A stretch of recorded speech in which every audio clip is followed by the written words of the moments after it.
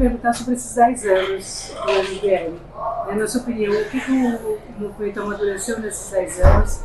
O que é que ainda pode ser feito nesse sentido? Eu acho que, primeiro, a gente está mais organizado e institucionalizado do que nunca.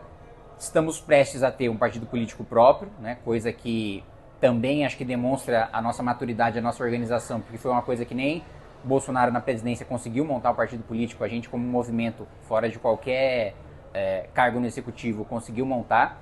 E acho que a perspectiva para os próximos anos é trabalhar o partido, né? O MBL continua existindo como um braço educacional, de formação de militância, de formação de quadros, e o partido, o nosso braço institucional. Né?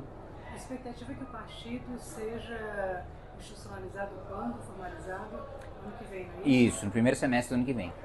Certo. E, deputado, em relação às eleições de 2026, qual a principal meta do MBL?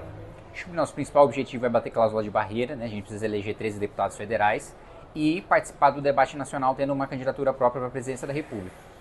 Certo. E esse nome já está... Ainda não. Não seria o seu? Não, eu não tenho idade para isso. Não tem idade, não pode.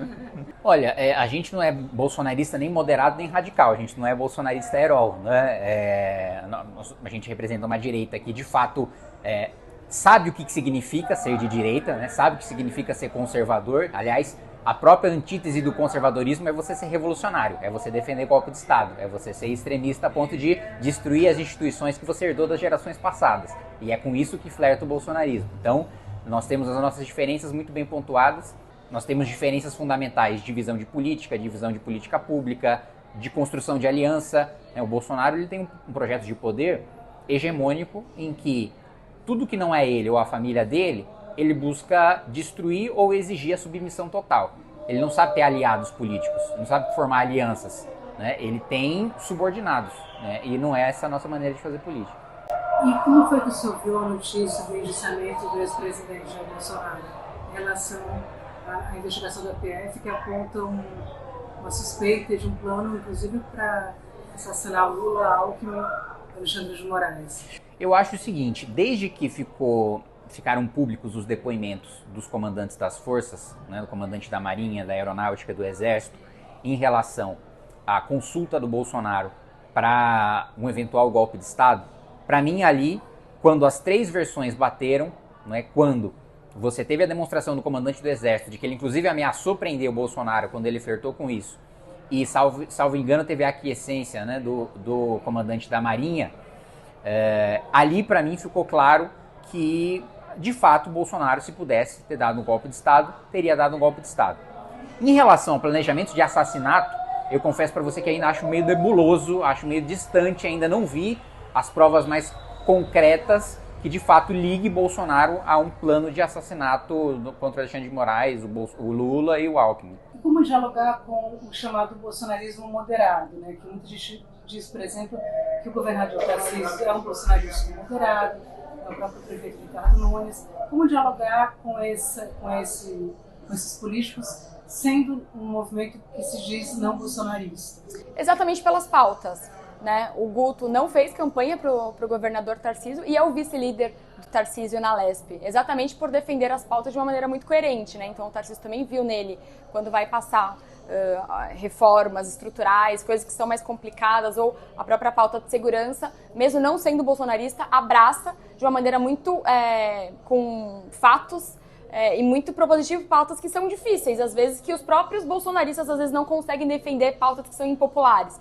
E a gente consegue defender pautas que se a gente faz a leitura que isso é bom para o orçamento, isso é bom para a população, se ela é vendável, se ela é impopular ou não, se a gente de fato acredita naquela pauta como reforma da Previdência, enfim, tantas outras pautas, a gente consegue defender e traduzir para o nosso público. Como é que a gente pode compreender a diferença entre a direita do MBL da direita bolsonarista? É que boa parte das propostas que a direita defende, seja a direita MBL, seja a direita bolsonarista, o bolsonarismo traiu. Então muitas vezes eles fazem críticas, por exemplo, ao Supremo Tribunal Federal. As duas indicações do Bolsonaro ao STF não foram indicações que fazem um contraponto aos ministros que a direita bolsonarista não consideram bons ministros no Supremo Tribunal Federal. Combate à corrupção, que é uma pauta tão cara ao Movimento Brasil Livre, foi por muito tempo tão cara na direita, seja ela bolsonarista ou não, foi completamente esfacelado no governo de Jair Messias Bolsonaro. colocando um sujeito abertamente petista na Procuradoria-Geral da República e acabando praticamente com a Operação Lava Jato. Privatizações.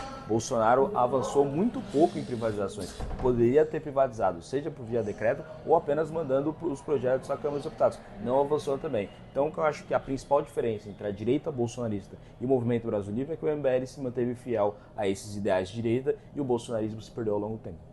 E, deputado, como o senhor viu essas notícias sobre o enjuiciamento do ex-presidente Jair Bolsonaro, né, e um suposto plano para matar Lula, o Alckmin e o Alexandre de Moraes? Eu sou um democrata. Todo democrata, quando vê um plano para matar o presidente da República, o vice-presidente da República e prender um dos ministros do Supremo Tribunal Federal, independente da minha opinião sobre eles, eu fico absolutamente abismado. Agora, para ter qualquer tipo de indiciamento, de prisão, eu acho que as investigações têm que amadurecer um pouco mais. E nesses 10 anos a gente teve o governo Dilma, não é? Dilma, Temer, Bolsonaro e Lula.